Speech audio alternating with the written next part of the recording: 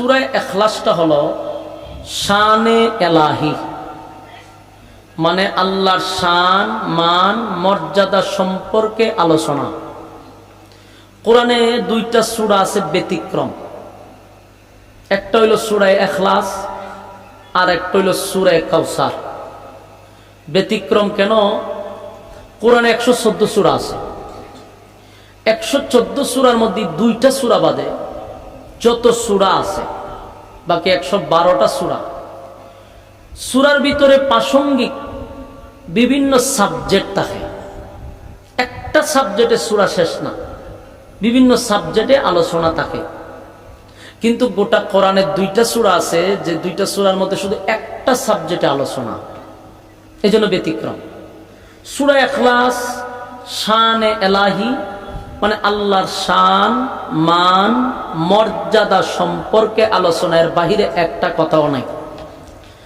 সুবহানাল্লাহ আছে। এই বিষয়গুলো একটু জানা দরকার, তাহলে আপনার সূরা পড়তে গেলেও আপনার যেখানে আসবে, অর্থগুলা জানলে আপনার কাছে পড়তেও মজা লাগবে। সূরা ইখলাসের 4টা আয়াতে এই সূরাটি খুব ছোট কিন্তু আলোচনা ব্যাপক। আল্লাহর সম্মান মর্যাদা নিয়ে কমপ্লিট একটি সূরা। আর সূরা কাউসার যে সূরাটা, এটা হলো শানে রাসূল সাল্লাল্লাহু আলাইহি সাল্লাম। এই কাউসারের মধ্যে শুধু রাসূলের সম্মান নিয়ে আল্লাহ আলোচনা করছে। আর সূরা কাউসার নাজিলই করছে রাসূলকে খুশি করার জন্য। আর সূরা ইখলাস নাজিল হয়েছে আল্লাহর সম্মান মর্যাদা এই সূরার ভিতরে কমপ্লিট ঢুকাইয়া দিছে। তো রাসূল সাল্লাল্লাহু আলাইহি সাল্লামকে যখন তারা বিতর্কিত প্রশ্ন করতে লাগলো, আল্লাহ রাব্বুল আলামিন তখন সূরা ইখলাস নাজিল করে তাদের সমস্ত প্রশ্নের জবাব সূরার ভিতরে ঢুকাইয়া দিছে। তারা যা যা প্রশ্ন করছে এই সূরাটার ভিতরে আল্লাহ সব উত্তর দিয়ে দিছে। সুবহানাল্লাহ। তখন সর্বপ্রথম যে উত্তরটা দিছে এটা হলো কুল হুয়াল্লাহু আহাদ। নবী আপনি বলুন আমি আল্লাহ একক, অদ্বিতীয়। এখানে বিষয়গুলো একটু বুঝলে সুবিধা হবে, যদিও সময় খুব কম, কিন্তু আপনাদের যদি আগ্রহ থাকে আমি চেষ্টা করব। আমি চাইছিলাম যে সূরাটাকে 3টা ভাগে আলোচনা করার, তাহলে তাফসীরের হাইসিয়তে কথাগুলি চলত এবং বুঝারও চেষ্টা করতেন। আর আমাদের সমাজে এখন তাফসীরের হাইসিয়তে কথা হয় কম, কাল্পনিক গল্প গিচ্ছা কাহিনী চলে বেশি।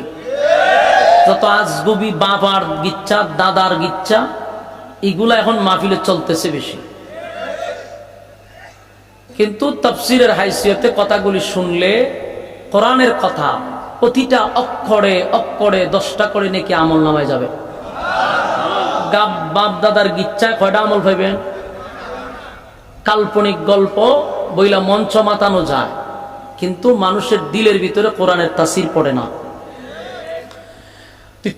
সূরাটারে যদি 3টা ভাগে ভাগ করি তাহলে প্রথম এক ভাগ কিন্তু আলোচনা করে ফেলেছে। কারণ সূরাটা কেন নাজিল হলো, নাজিল হওয়ার মূল কারণ কি, এটা অলরেডি আলোচনা করছি সংক্ষেপে। নাজিল হওয়ার কারণ তো সবাই শুনছেন, ওই তাদের বিতর্কিত প্রশ্নের জবাবে আল্লাহ নাজিল করছে। দ্বিতীয় ভাগ হলো এটা সরল একটা তর্জমা।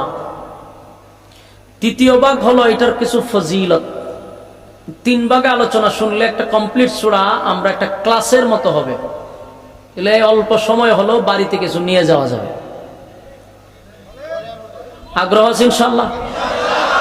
তাহলে এখন আসুন এই সূরাতে আল্লাহ কি বলছে, এর সরল তর্জমাগুলি আমরা শুনলে বুঝতে পারবো। তাদের প্রতিটা কথার উত্তর আল্লাহ দিয়ে দিছে। 1 নাম্বার তারা প্রশ্ন করছে আপনার আল্লাহ কতজন, তার সাথী সঙ্গী কয়জন, এটা হলো তাদের প্রথম প্রশ্ন। আল্লাহ জবাব দেয় কুল হুয়াল্লাহু আহাদ। নবী আপনি বলুন আমি আল্লাহ একক। এখানে এক শব্দ ডাইরেক্ট ব্যবহার করে না, একক দিয়ে ব্যারিকেড দিছে। এক কয়ে গেলে একের পরে এটা 100 200 কোটি পর্যন্ত জায়গা, 1 2 3 এর পরে এবার চলতেই থাকবে। কিন্তু একক কইলে ব্যারিকেড, সামনে আগাইবার কোনো সুযোগ নেই। সুবহান। এজন্য আল্লাহ বলেন কুল হুয়াল্লাহু আহাদ। আহাদ দিয়া ব্যারিকেড দিয়া দিছে। নবী আপনি বলুন, আমি আল্লাহ একক অদ্বিতীয়, আমার কোনো ইলাহ নাই, সাথী নাই, সঙ্গী নাই। তাদের প্রশ্ন হলো আপনার আল্লাহ কতজন? আল্লাহ জবাব দেয়, আমি একক অদ্বিতীয়, আমার কোনো সাথী নাই, সঙ্গী নাই, কোনো ইলাহ নাই। তাদের প্রশ্ন ছিল আপনার আল্লাহ করে কি, আপনার আল্লাহর কাজ কি, সেটা জানা দরকার। আল্লাহ বলেন আল্লাহুস সামাদ, আপনি জানায়া দেন আমি কারো মুকাফিক কিনা, আমি কারো উপরে ডিপেন্ড করি না। তাম পৃথিবীর সমস্ত মাখলুকাত কার উপরে ডিপেন্ড করে? আল্লাহর উপর।